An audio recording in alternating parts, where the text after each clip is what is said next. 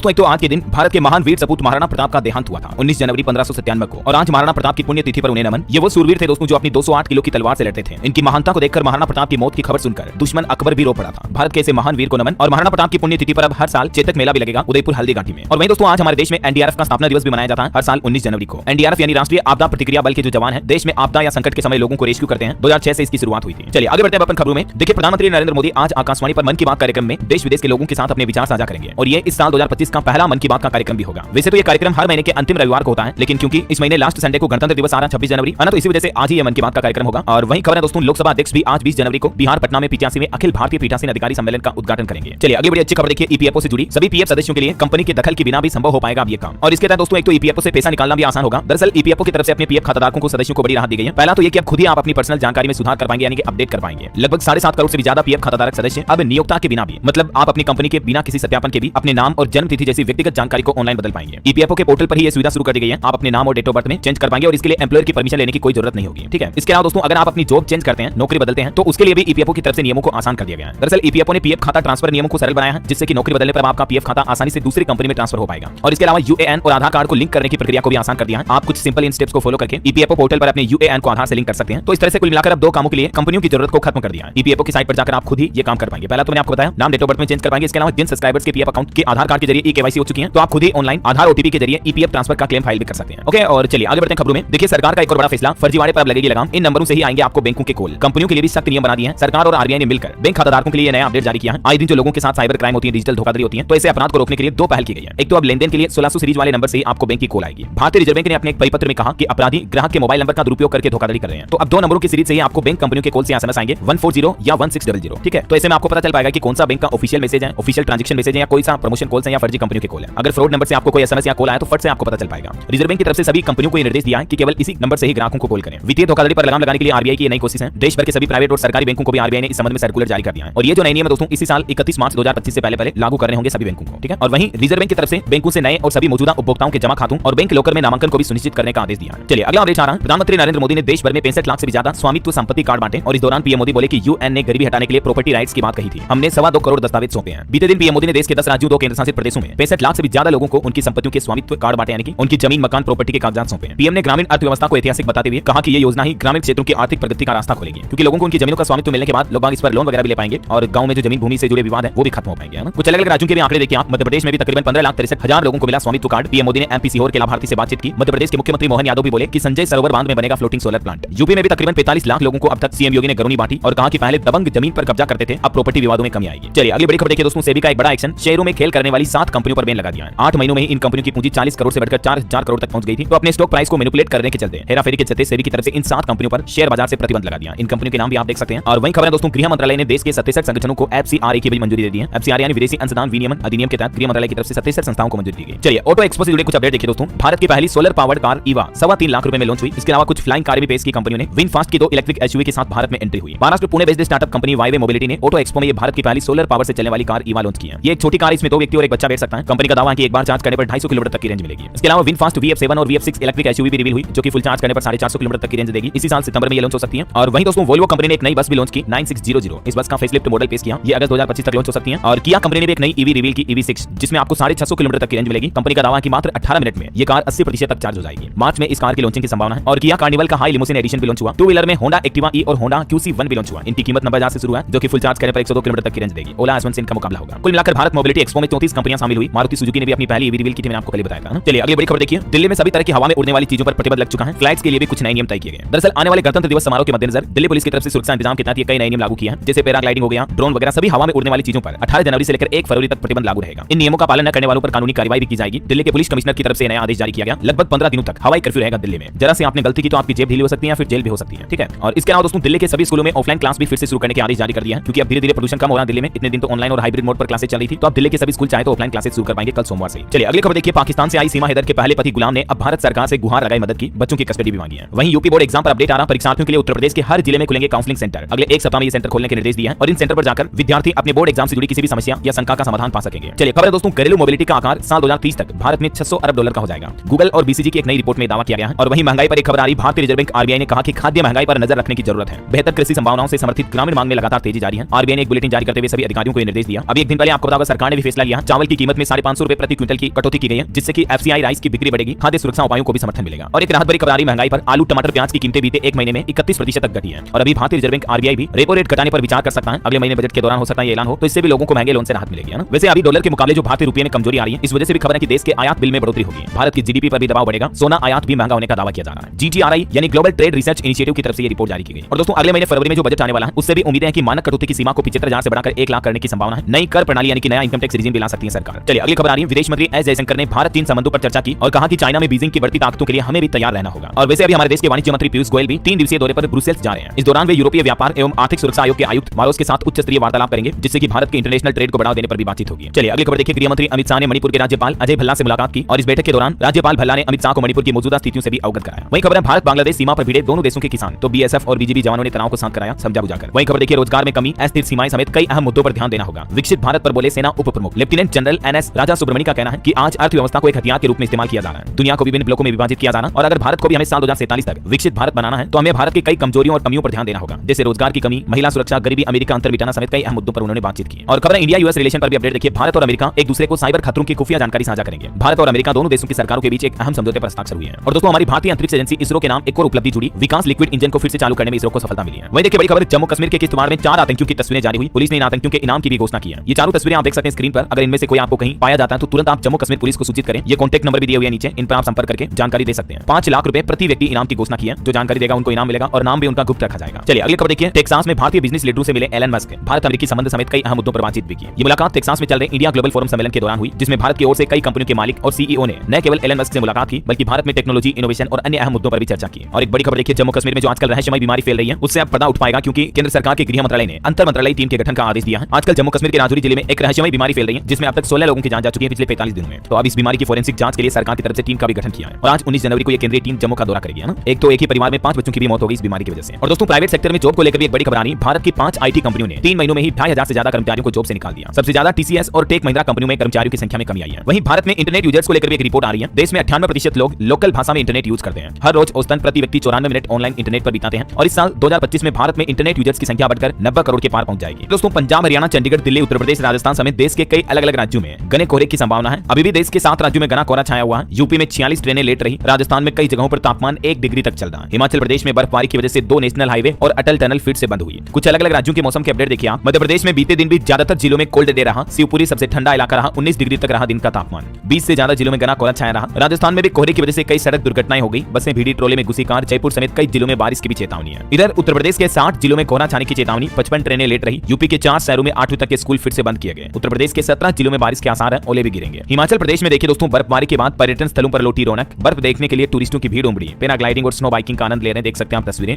वहीं इधर पंजाब में भी 11 जिलों में शीतलहर की चेतावनी, 10 जिलों में कोहरे का भी अलर्ट है। अगले 48 घंटे मौसम सामान्य रहेगा। बाकी पंजाब में 21 जनवरी को फिर से बारिश की भी संभावना है। वैसे हिमाचल में भी मौसम विभाग का कहना है कि 21 जनवरी के बाद बर्फबारी और ज्यादा बढ़ेगी। 23 तारीख को हेवी स्नोफॉल होगा। 2 दिन और 4 जिलों में कोहरे की भी चेतावनी है। और भी दोस्तों अगले 24 घंटों के दौरान मौसम की संभावित गतिविधियां क्या रह सकती हैं, 21-22 जनवरी तक का मौसम अपडेट आप देख सकते हैं स्क्रीन पर। चलिए मौसम के बाद अपन आज के सराफा बाजार पर नजर डाल लेते हैं। देखिए इस सप्ताह सोने चांदी में तेजी रही। सोना 1221 रुपए बढ़कर 79,239 रुपए प्रति 10 ग्राम पहुंच चुका है, जबकि चांदी भी लगभग 550 रुपए महंगी हुई इस सप्ताह और चांदी का रेट अभी 90,820 रुपए प्रति किलो बिक रहा है। चलिए कुछ मार्केट अपडेट देखते हैं। देखिए कोटक महिंद्रा बैंक के तिमाही नतीजों में प्रॉफिट 10% तक बढ़ा। नेट इंटरेस्ट इनकम में भी उछाल देखा गया। निवेशकों के लिए खबर है 22 जनवरी से खुलेगा data water and infra solutions का आईपीओ। 24 जनवरी तक आप इसमें निवेश कर पाएंगे। और वहीं दोस्तों भारत के ग्रोथ पर भी एक रिपोर्ट आ रही है कि साल 2025 में भारत की ग्रोथ रेट सबसे ज्यादा 6.5% तक रहेगी, जबकि आईएमएफ यानी इंटरनेशनल मॉनेटरी फंड ने हमारे पड़ोसी देश पाकिस्तान के लिए ये ग्रोथ रेट का अनुमान सिर्फ 3% ही जताया है और दुनिया भर की विकास दर भी 3.3% तक ही रहेगी। आईएमएफ यानी अंतर्राष्ट्रीय मुद्रा कोष की तरफ से ये लेटेस्ट ग्रोथ रेट को लेकर अनुमान जारी किए गए। कुछ अलग अलग कंट्री के डेटा भी आप देख सकते हैं, जिसमें अच्छी बात यह है कि भारत की ही ग्रोथ रेट सबसे ज्यादा दिखाई गई है। अमेरिका, चीन और दुनिया भर से भी ज्यादा भारत में ग्रोथ देखने को मिलेगी 2025-26 में भी 6.5% तक। अगले 2 सालों तक के लिए 2025-26 और 26-27 तक के लिए आईएमएफ ने भारत की विकास दर को 6.5% तक रहने का अनुमान बरकरार रखा है। और अभी एक दिन पहले तो आपको पता होगा वर्ल्ड बैंक ने भी कहा था भारत के लिए कि अगले 2 वित्त वर्षों में भारत दुनिया में सबसे तेज गति से विकसित हो रही बड़ी अर्थव्यवस्था बना रहेगा। तो ये कहीं ना कहीं ये जो रिपोर्ट आ रही है दोस्तों, ये भारत के लिए एक अच्छा संकेत है कि भारत में अच्छे विकास, डेवलपमेंट, इंफ्रास्ट्रक्चर आपको देखने को मिलेंगे आने वाले 2-3 सालों में, है ना। चलिए अगली खबर देखिए। रिलायंस जियो और एयरटेल का वर्चस्व यानी मोनोपोली अब खत्म होगी। सरकार की तरफ से 1 लाख करोड़ रुपए का नया प्लान बनाया गया है। एक तो सरकार एजीआर बकाये पर टेलीकॉम कंपनियों को राहत देने का मूड बना रही है। इसके अलावा खबर है दोस्तों आने वाले बजट में भी सरकार कुछ ऐसे ऐलान कर सकती है जिससे कि वोडाफोन आइडिया और बीएसएनएल जैसी पिछड़ी हुई टेलीकॉम कंपनियों को ज्यादा बूस्टअप मिलेगा, फायदा मिलेगा, ताकि मार्केट में किसी एक कंपनी की मोनोपोली ना रहे, है ना। चलिए अगली खबर देखिए। राहुल गांधी बोले कि बिहार की जाति जनगणना फर्जी थी। पटना में उन्होंने कहा कि बिहार पेपर लीक का सेंटर बन गया है। आरएसएस चीफ मोहन भागवत भागवत भी संविधान को नकार रहे हैं। ये कुछ आरोप लगाए बिहार पटना कार्यक्रम के दौरान राहुल गांधी ने। और वहीं भारत चीन बॉर्डर पर भी सेना और सरकार का रुख एक जैसा है। विदेश मंत्रालय का कहना है कि बयान में कोई अंतर नहीं है। पहले आर्मी चीफ बोले थे कि एलएसी पर स्थिति संवेदनशील है, तो इसको लेकर ये क्लियरिफिकेशन जारी किया गया। और खबर है कि पूजा स्थल कानून को लेकर केंद्र सरकार ने सुप्रीम कोर्ट में कोई जवाब दाखिल नहीं किया, जबकि कोर्ट की डेडलाइन भी निकल चुकी है। अब इस मामले पर सुप्रीम कोर्ट का रुख क्या होगा, इस पर अगली चर्चा अगले महीने 17 फरवरी को होगी। इस मामले की सुनवाई है ना। चलिए बड़ी खबर आ रही है, सिंगल यूज प्लास्टिक बनाने वाली फैक्ट्रियों को तगड़ा झटका लगेगा, 500 करोड़ रुपए तक का जुर्माना देना पड़ेगा। हरियाणा के अंदर ये प्रतिबंध लगाने का प्लान कर रही है सरकार। नियमों का उल्लंघन करने पर फैक्ट्रियों को बंद किया जाएगा, दुकानों का लाइसेंस भी रद्द किया जाएगा। हरियाणा राज्य में सिंगल यूज प्लास्टिक पर सख्ती से प्रतिबंध लगाने के लिए ये सरकार की तरफ से कुछ नए दिशा निर्देश जारी किए हैं। चलिए अगला अपडेट देखिए, बॉलीवुड एक्टर सैफ अली खान पर जो हमला हुआ था अभी 2 दिन पहले, तो अब पुलिस को उनके घर से एक चाकू का टुकड़ा भी मिला। बताया जा रहा है कि ये वही चाकू जिससे अभिनेता पर हमला किया गया। और खबर है दोस्तों, छत्तीसगढ़ राज्य में पकड़ा गया सैफ अली खान पर हमला करने वाला संदिग्ध युवक भी। छत्तीसगढ़ के दुर्ग पहुंची मुंबई पुलिस अब युवक को पकड़ लिया, पूछताछ जारी है। ये वो संदिग्ध शख्स है जिसे आरपीएफ ने हिरासत में लिया है और बताया जा रहा है कि इसी ने सैफ अली खान पर हमला किया। पूछताछ अभी जारी है। करीना ने भी पुलिस से कहा कि सैफ महिलाओं और बच्चों को बचाने आए हमलवार ने कई वार किया। ये आरपीएफ के अफसर ने संदिग्ध की तस्वीर भी जारी की और इस शख्स का नाम आकाश बताया जा रहा है। ये शख्स सीसीटीवी कैमरे में उतरते हुए भी पाया गया। अब देखते हैं इससे पूछताछ के बाद क्या कुछ नए खुलासे सामने आते हैं, मैं आपको बता दूंगा। और वहीं फिलहाल देखिए अगली खबर, 19,000 संदिग्ध बांग्लादेशियों की सूची तैयार हुई। दिल्ली के 15 जिलों में पुलिस ने गहन जांच की और अब बड़ी कार्रवाई की जाएगी। मतलब दिल्ली में ये खुलासा हो रहा है दोस्तों कि लगभग 19,000 बांग्लादेशी लोग जो है ना पहचान बदलकर दिल्ली में रह रहे हैं। तो अब इन्हीं की जांच को लेकर दिल्ली पुलिस की तरफ से सख्त आदेश जारी किया है। चलिए अगली खबर देखिए, कोणार्क सूर्य मंदिर पहुंचे सिंगापुर के राष्ट्रपति और यहाँ यूपीआई से पेमेंट कर अपनी पत्नी के लिए साड़ी भी खरीदी है। अभी उड़ीसा दौरे पर गए हुए हैं सिंगापुर के राष्ट्रपति थर्मन और इस दौरान उड़ीसा और सिंगापुर राज्य के बीच एक समझौता ज्ञापन भी हुआ। भुवनेश्वर में फिनटेक हब का शुभारंभ करेगा सिंगापुर। चलिए अगली बड़ी अच्छी खबर देखिए, मोदी सरकार इस राज्य में बनवाएगी 4,68,000 पक्के मकान। अब गरीबों को धूप और बरसात में बाहर नहीं रहना पड़ेगा। दरअसल केंद्र सरकार की तरफ से जो देश के हर गरीब और बेघर लोगों को पक्का मकान देने की योजना चलाई जा रही है, इसी योजना के तहत अब कर्नाटक राज्य में केंद्र सरकार ने यह बड़ा फैसला लिया है। कर्नाटक में गरीबों के लिए लगभग 4.5 लाख से भी ज्यादा मकान बनाए जाएंगे, पक्के मकान। केंद्रीय मंत्री शिवराज सिंह चौहान की तरफ से यह मंजूरी भी दे दी गई है। चलिए अगला अपडेट देखिए दोस्तों, एचएसजीपीसी के चुनाव आज होंगे। 3 वार्ड के 13 प्रत्याशियों का भविष्य तय करेंगे 29,000 से ज्यादा मतदाता। एचएसजीपीसी का मतलब है दोस्तों हरियाणा सिख गुरुद्वारा प्रबंधक कमेटी के चुनाव ये आज सुबह से शुरू हो जाएंगे। वहीं इधर खबर है, दिल्ली में भी चुनाव से पहले केजरीवाल ने दिल्ली के किराएदारों को बड़ी सौगात दी है और बड़ा ऐलान कर दिया है। दिल्ली के पूर्व सीएम केजरीवाल बोले कि अब दिल्ली में किराएदारों को भी फ्री बिजली और पानी देंगे। और वहीं दिल्ली में पुलिस ने आम आदमी पार्टी नेताओं के जेल जाने की डॉक्यूमेंट्री की रिलीज स्क्रीनिंग भी रोकी। आम आदमी पार्टी ने यह भी आरोप लगाया कि केजरीवाल की गाड़ी पर भी पत्थर से हमला हुआ। काले झंडे लिए लोग गाड़ी के पास पहुंचे। बीजेपी ने भी कहा कि पूर्व मुख्यमंत्री ने कार्यकर्ताओं पर गाड़ी चढ़ाई। तो ये कुछ कंट्रोवर्सी चल रही है। चलिए अगला अपडेट आ रहा दोस्तों, कोलकाता में जो आरजी कर मेडिकल कॉलेज केस का मामला था, तो उसमें आखिरकार कोलकाता केस में संजय रॉय को दोषी करार कर दिया कोर्ट ने, है ना। और सजा का ऐलान कल 20 जनवरी को होगा। हालांकि अभी भी संजय का कहना है कि मुझे फंसाया गया, इसमें आईपीएस भी शामिल है। और वो जो लड़की जिसके साथ ये घटना हुई थी, उसकी मृतका की मां का भी ये कहना है कि जब तक सभी को सजा नहीं होगी तब तक चैन नहीं मिलेगा। चलिए किसान आंदोलन से जुड़े कुछ अपडेट देखिए दोस्तों, किसानों की तरफ से एक और बड़ा ऐलान किया गया। 20 जनवरी को पूरे देश भर में प्रदर्शन करेंगे किसान भाई लोग। देश के सभी सांसदों के घर के बाहर प्रदर्शन करेंगे और फिर 26 जनवरी गणतंत्र दिवस पर तो ट्रैक्टर मार्च भी निकालेंगे।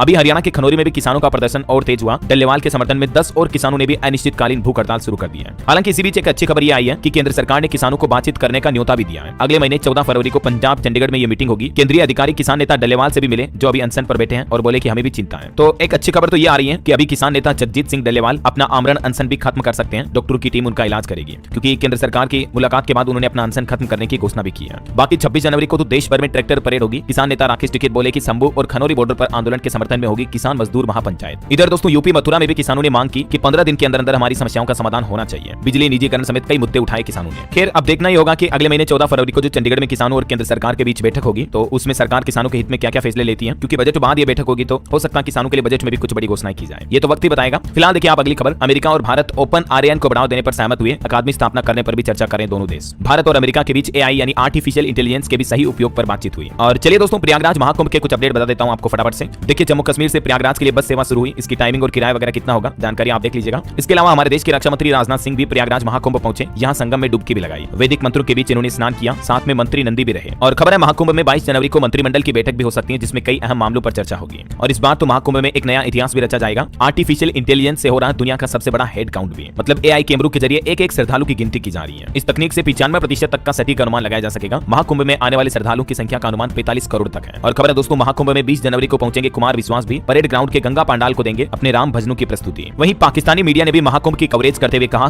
दुनिया का सबसे बड़ा आयोजन है ये महाकुंभ। विदेशी अखबारों में भी महाकुंभ के चर्चे देखने को मिल रहे हैं। और महाकुंभ में 12 ज्योतिर्लिंगों की अनोखी दुनिया, 5.5 करोड़ रुद्राक्ष के शिवलिंग भी बनाए गए हैं। 11,000 त्रिशूल से शिवमय हुआ माहौल। और खबर है महाकुंभ में एक नागा साधु ने यूट्यूबर का सिर भी फोड़ दिया। सुंदरी मोनालिसा ने भी प्रयागराज छोड़ा। 22 जनवरी को योगी कैबिनेट की बैठक भी होगी। और अभी महाकुंभ में मोरारी बापू की श्री राम कथा का भी प्रारंभ हो चुका है। 18 से 26 जनवरी तक चलेगा ये कार्यक्रम। और दोस्तों महाकुंभ में कुल कारोबार 2 लाख करोड़ रुपए तक का होने का अनुमान जताया जा रहा है। मतलब इतना बिजनेस होगा। 40 करोड़ श्रद्धालुओं के आने से 10 लाख लोगों को रोजगार भी मिलेगा, जिससे यूपी की जीडीपी में भी 0.3% तक की बढ़ोतरी होगी, क्योंकि इस कारोबार से सरकार को टैक्स में भी अच्छी खासी आमदनी होगी, है ना। और एक अच्छी खबर है, कुंभ जाने वाले श्रद्धालुओं के लिए मुख्य स्नान पर किला घाट से संगम तक चलेगी अब नाव। नाविकों के विरोध से मेला प्रशासन बैकफुट पर आया। मौनी अमावस्या पर 10 करोड़ श्रद्धालु भी आएंगे। तो ये कुछ दोस्तों महाकुंभ का माहौल चल रहा है। मैं आपको घर बैठे ही अपडेट देता रहता हूँ, ताकि जो लोग अगर नहीं भी जा पा रहे कुंभ मेले में तो भी कोई दिक्कत नहीं, आप घर से ही दर्शन कर लीजिएगा, ठीक है ना। चलिए अगली खबर देखिए, गुरु सदगुरु के पैर छूते नजर आई कंगना रनौत, फिल्म इमरजेंसी की सफलता के लिए आशीर्वाद भी लिया। वहीं दोस्तों अमेरिका के नवनिर्वाचित राष्ट्रपति डोनाल्ड ट्रंप का शपथ ग्रहण भी होगा कल 20 जनवरी को। नेशनल गार्ड के जवान कंधे पर लगाएंगे विशेष पट्टियां भी, और ये अमेरिका के इतिहास में पहली बार होने जा रहा जब किसी राष्ट्रपति का शपथ ग्रहण कार्यक्रम खुले में नहीं होगा। 40 साल में पहली बार इंडोर सेरेमनी होगी, क्योंकि अभी अमेरिका में एक बर्फीला तूफान चल रहा है, तो इसके चलते ये जगह बदली जाएगी। और शपथ ग्रहण से पहले डोनाल्ड ट्रंप ने चीन के राष्ट्रपति शी जिनपिंग से भी बातचीत की। टिकटॉक बैन को लेकर भी चर्चा हुई। अमेरिका में 19 जनवरी से चीनी ऐप पर बैन लगा है। वहीं खबर है दोस्तों, डॉलर ट्रंप नाम से नई क्रिप्टो करेंसी भी लॉन्च की डोनाल्ड ट्रंप ने। ये एक मेमे कॉइन है, खास कॉइन लॉन्च किया उन्होंने, और इसमें लॉन्चिंग के बाद ही अच्छा खासा वॉल्यूम और प्राइस अप भी देखने को मिला। इस बाबत ज्यादा जानकारी आप ट्रंप के ऑफिशियल पोर्टल पर देख लेना। और वैसे कॉइन को लेकर एक खबर ये भी आ रही है दोस्तों की क्या रिलायंस जियो ने भी जियो कॉइन लॉन्च कर दिया या जियो कॉइन लॉन्च करने वाली है, क्योंकि सोशल मीडिया पर इस तरह के दावे किए जा रहे हैं, जिसमें बताया जा रहा है कि मतलब जैसे बिटकॉइन वगैरह है ना, वैसे ही कंपनी जियो कॉइन भी ला सकती है। तो दोस्तों कंपनी ने इस तरह के सभी दावों को गलत बताया है, और आप इस तरह के दावों में फंसकर कहीं इन्वेस्टमेंट ना करें, आप ठगी का शिकार हो सकते हैं, समझ रहे हो। जियो की तरफ से भी ऐसा कोई प्लान नहीं है जियो कॉइन लॉन्च करने का। चलिए खेल समाचार पर खबर है, चैंपियंस ट्रॉफी के लिए टीम इंडिया का ऐलान हुआ, समी की वापसी हुई, बुमराह भी खेलेंगे, 4 ऑलराउंडर तय किए गए। रोहित शर्मा बोले कि ऐसे ऑप्शन हमारी टीम के लिए अच्छे हैं। और एक घटना देखिए कर्नाटक के बीदर जिले की, यहाँ एक घर की छत पर गिरा satellite payload balloon. Karnataka police बोली कि कोई घायल नहीं हुआ, ये टाटा रिसर्च इंस्टीट्यूट का रूटीन एक्सपेरिमेंट था। और खबर है मुंबई में कोल्ड प्ले कॉन्सर्ट का पहला दिन कुछ यूं रहा, पहली बार ब्रिटिश रॉक बैंड की ओपनिंग सेरेमनी भारत ने की। 40,000 से ज्यादा फैंस पहुंचे, ये कुछ तस्वीरें आप देख सकते हैं। और भूकंप पर बड़ी खबर आ रही दोस्तों, हिमाचल प्रदेश के चंबा में लगे भूकंप के झटके, रिएक्टर स्केल पर तीव्रता 3.2 रही, गनीमत रही कि जान माल का नुकसान नहीं हुआ। और वहीं एक खबर देखिए दोस्तों, अभी हाल ही में जो पाकिस्तान ने एक स्वदेशी सैटेलाइट लॉन्च किया था, तो इस सैटेलाइट का अभी सोशल मीडिया पर काफी मीम के जरिए मजाक बनाया जा रहा है। लोग तस्वीर शेयर करके बोल रहे हैं कि ये तो पानी की टंकी है। ये देख सकते हैं आप ट्विटर वगैरह पर काफी इस तरह के मीम्स बनाए जा रहे हैं। चलिए अगला अपडेट देखिए आप, उत्तराखंड में यूनिफॉर्म सिविल कोड नियमावली लागू करने की तैयारी कर चुकी है सरकार। अब कल 20 तारीख को उत्तराखंड के मुख्यमंत्री पुष्कर सिंह धामी सरकार की कैबिनेट बैठक होगी, और इसी महीने यूसीसी कानून लागू करने का आदेश भी जारी होगा। वहीं खबर देखिए राजस्थान में नर्सेज एसोसिएशन का अनिश्चितकालीन धरना समाप्त हुआ, गजेंद्र सिंह शेखावत ने सुनी लोगों की मांगे ली। झारखंड में देखिए पुलिस इंस्पेक्टर पद पर प्रमोशन में आरक्षण के आदेश पर रोक लगा दी है, हाईकोर्ट ने सरकार से जवाब भी मांगा। और वहीं खबर है 20 जनवरी को जम्मू कश्मीर के मुख्यमंत्री उमर अब्दुल्ला की कैबिनेट बैठक होगी, जिसमें जम्मू कश्मीर आबकारी नीति समेत कई प्रस्तावों पर मुहर लग सकती है। और बिहार से एक बड़ा खुलासा सामने आ रहा कि प्रधानमंत्री जन औषधि केंद्रों की दवाओं में गड़बड़ी पाई गई। बिहार से पीएम और गृह मंत्री तक भी ये रिपोर्ट पहुंच चुकी है। देखिए मतलब लोगों को सस्ती दवाओं के नाम पर भी धोखाधड़ी का शिकार बनाया जा रहा है। वहीं खबर देखिए हरियाणा में एक नया आदेश जारी हुआ, भ्रष्ट पटवारियों की अब खेर नहीं। 370 ऐसे पटवारियों की लिस्ट भी जारी हुई है जो कि भ्रष्टाचार कर रहे हैं, रिश्वत वगैरह ले रहे हैं, उन पर अब सख्त कार्रवाई की जाएगी। हिमाचल प्रदेश के लोगों के लिए भी एक खुशखबरी है दोस्तों, राशन डिपो में फरवरी से मिलेगा सरसों का तेल भी। मुख्यमंत्री के ऑफिस तक भी आदेश की फाइल पहुंच चुकी है। चलिए कुछ और स्टेट न्यूज अपडेट देख लेते हैं फटाफट से। देखिए राजस्थान जयपुर में एजुकेशन समिट में एआई और तकनीक पर मंथन होगा। 20 से 24 जनवरी तक जयपुर में जुटेंगे दुनिया भर के 500 से ज्यादा स्पीकर्स। वहीं राजस्थान में स्कूलों में अब सूर्य नमस्कार करवाना भी अनिवार्य होगा। अधिकारियों को महीने में 4 दिन गांव में रुकने के भी निर्देश दिए हैं। राजस्थान के शिक्षा एवं पंचायती मंत्री मदन दिलावर की तरफ से महत्वपूर्ण निर्देश जारी किए गए। और खबर देखिए मध्य प्रदेश के शिवपुरी में गौ माता को राष्ट्र माता बनाने की फिर से मांग की गई। 51 किलो गंगाजल के साथ हरिद्वार से उज्जैन तक 910 किलोमीटर की पदयात्रा पर निकला एक युवक अपनी इस अनूठी मांग को लेकर। खबर है छत्तीसगढ़ में बायोफ्यूल विकास प्राधिकरण की नई पहल देखिए, प्रदेश के 6 नगर निगमों के ठोस अपशिष्ट से बनाई जाएगी बायोगैस। वहीं देखिए उत्तर प्रदेश में अब चांद छाप यूरिया नहीं मिलेगी। कानपुर की सबसे बड़ी फैक्ट्री बंद हुई, 2000 कर्मचारियों की नौकरी भी छिन गई। फिर कर्मचारियों ने प्रदर्शन भी किया। और वहीं यूपी में देखिए 23 से 27 जनवरी तक चलेगा Uttar Pradesh international trade expo का आयोजन होगा। 300 से ज्यादा राष्ट्रीय और अंतर्राष्ट्रीय ब्रांड हिस्सा लेंगे, 2 लाख लोग एकत्र होंगे। देख सकते हैं आप इसके बारे में ज्यादा जानकारी भी। वहीं खबर देखिए बिहार में 9 मार्च को पटना में होगा बदलो बिहार महाजुटान का आयोजन। मुंगेर में भाकपा माले के महासचिव की तरफ से घोषणा की गई। और दोस्तों झारखंड से एक बड़ा खुलासा सामने आ रहा कि 3 महीने में एटीएम बदलकर 14 लोगों के साथ ठगी की गई। झारखंड के रांची शहर की यह घटना है। 7 एटीएम सबसे खतरनाक है, तो आप सावधान रहें। अब तक 22 लाख रुपए की ठगी हो चुकी है। और झारखंड में जेएसएससी सीजीएल पेपर लीक पर भी सीआईडी को कुछ ठोस सबूत मिले हैं। परीक्षा से पहले रात 10:57 पर ही आंसर मिल गए थे। सबूतों की अब फोरेंसिक जांच भी की जा रही है। वैसे मौसम विभाग का भी कहना कि झारखंड में बर्फीली हवाओं का असर जारी रहेगा। 21 जनवरी के बाद फिर से हाड़ कंपाने वाली ठंड पड़ेगी। इधर हरियाणा पटवारी एसोसिएशन ने इमरजेंसी मीटिंग बुलाई। राज्य में 370 भ्रष्ट पटवारियों की लिस्ट के बाद हरियाणा के मुख्यमंत्री नायब सिंह सैनी की तरफ से यह बड़ा फैसला लिया गया। वहीं रेलवे से खबर है दोस्तों, पंजाब से गुजरने वाली 65 ट्रेनें रद्द की गई। 19 ट्रेनों का समय भी बदला गया। हिमाचल के धर्मशाला में 750 किलोवाट का सोलर पावर प्लांट शुरू हुआ। मुख्यमंत्री सुखविंदर सिंह सुक्खू ने उद्घाटन किया। 1 रुपए प्रति यूनिट सस्ती होगी बिजली। चलिए अगला अपडेट देखिए दोस्तों, अब नहीं चलेगी चीन की चालबाजी। भारतीय सेना ने एक गजब का इनोवेशन किया है। दरअसल भारतीय सेना ने एक ऐसा स्मार्टफोन इजाद किया है जिससे कि जरूरी डॉक्यूमेंट के लीक होने की घटनाओं को रोक लगाई जा सकेगी। ये मोबाइल फोन अभी भारतीय सेना के लगभग 30,000 अधिकारियों को दिया गया। मतलब काफी सेफ मोबाइल फोन होंगे जिससे सेना के जवान अधिकारी बातचीत कर पाएंगे, है ना। और राम मंदिर प्रशासन की तरफ से आंकड़े जारी किए गए। प्राण प्रतिष्ठा से लेकर अब तक 13 करोड़ टूरिस्ट अयोध्या पहुंच चुके हैं। राम मंदिर के उद्घाटन के बाद मतलब अयोध्या के पर्यटन में यह बंपर उछाल देखा गया। और वहीं देखिए बड़ी खबर, अब प्राइवेट अस्पताल में भी मिलेगी निःशुल्क नसबंदी की सुविधा। मध्य प्रदेश भोपाल की 49 स्वास्थ्य संस्थाओं को पंजीकृत किया गया। वैसे एमपी की महिलाओं के लिए भी एक अच्छी खबर है। मध्य प्रदेश में काम करने वाली महिलाओं को सस्ते में मिलेगा खाना पीना और रहना भी। मध्य प्रदेश के मोहन यादव सरकार की तरफ से कामकाजी महिलाओं के लिए नई योजना शुरू की गई है और इस योजना का नाम है वर्किंग वुमेन हॉस्टल योजना।